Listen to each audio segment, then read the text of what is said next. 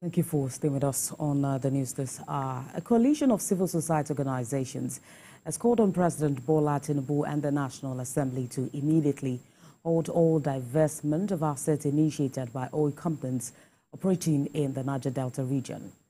National Assembly correspondent Joke Adisa reports. The Niger Delta region remains the proverbial that lays the golden egg for Nigeria, but agitations have not ceased about alleged neglect and degradation of its environment. The United Nations Environment Programme, UNEP, has provided alarming figures on the extent of the contamination in the Niger Delta. In Ogoniland, UNEP showed that basin levels were found to be 900 times higher than the safe limit set by the World Health Organization.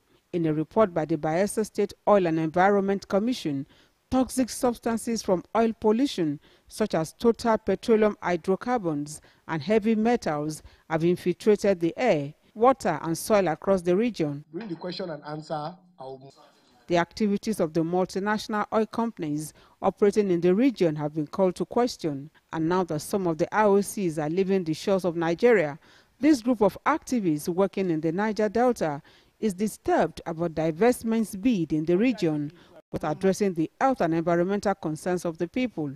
The coalition petitions the President and the National Assembly for their interventions. I call on President Tinubu to immediately halt all divestment processes until a transparent, comprehensive, and inclusive review is undertaken that addresses Shell's and Total Energy's historical, environmental, and social liabilities.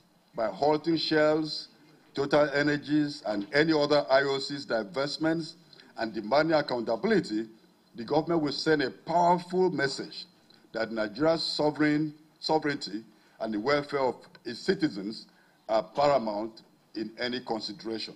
Water contamination, soil degradation, and loss of biodiversity are some of their worries. Once the Niger Delta is so destroyed, it has implications on the survival and unity of the country at large. I want to make it absolutely clear that approving Shell or Total Energy's divestment in its current form without addressing the profound environmental and social cost would be a grave injustice to the people of Niger Delta. The coalition renews commitment to continued advocacy as it looks forward to President Bola Tinubu and the leadership of the National Assembly in ensuring a just, sustainable, and prosperous future for all citizens.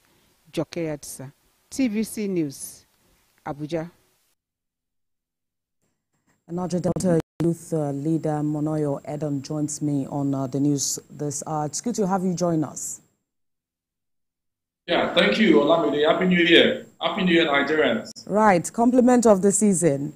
So talk to us, one of the factors of these companies divesting or leaving the shores of the country, some would say is as a result of oil theft and perhaps a hostile host community. But is that the case here? Well, thank you, Olamide, for having me. The truth of the matter is the issue of divestment and the control of the resources in Nigeria is as old as the oil exploration in Nigeria. But the issue of security of the assets of IOCs has long been addressed, even addressed by the current President Tinubu government. I'll give you an example to answer the question quickly.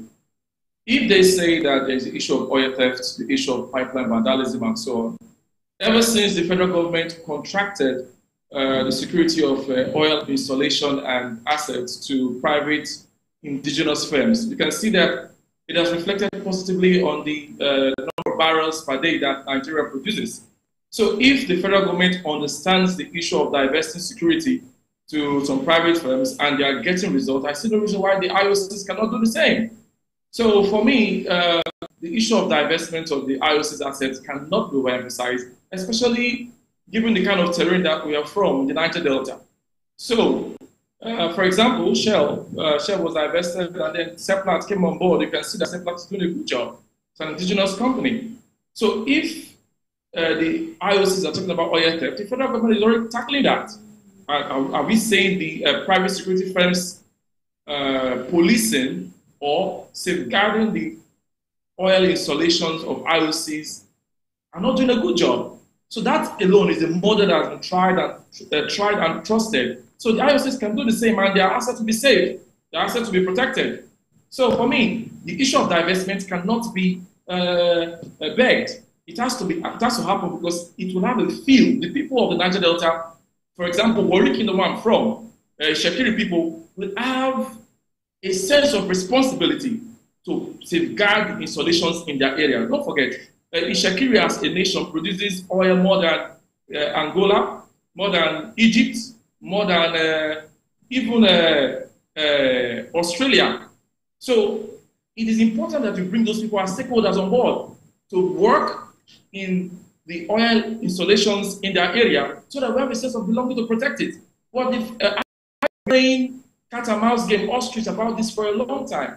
So for me, I think if these oil installations in Niger Delta are managed by people from this region or from Nigeria, they will have that indigenous feel the pain of the people. For example, Chevron is doing CBT tests, right, for people of Niger Delta, and the people where the oil is taken from are not even employed. They've been doing a training for the past how many years? They've been absorbed into Chevron.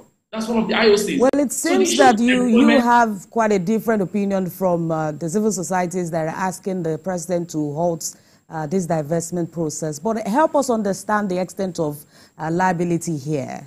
What environmental and social liabilities are these IOCs likely to leave behind in the Niger Delta region as it is?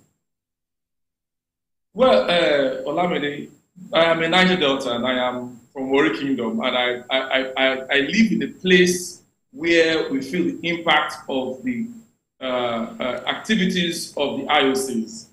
For me, my opinion will not be different from that of my people, the Shekiri people who are active stakeholders in this issue. For me, divesting not everything, part of the companies like the security part of it, giving more employment to the people of Warri Kingdom. Like I said, in the 61 years of the IOCs in Warri Kingdom, in Shekiri area, and the Niger Delta, and Nigeria, we have not had anything positive. All the environmental impact assessment they've been asked to carry out on this area, it doesn't yield any results.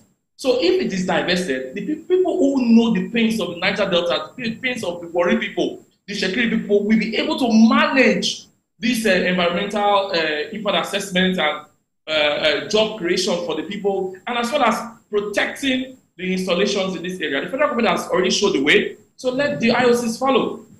For me, you are contracting or giving part of the IOCs to people or firms, indigenous firms, who know the pain of the people of the Niger Delta, particularly Shekiri people.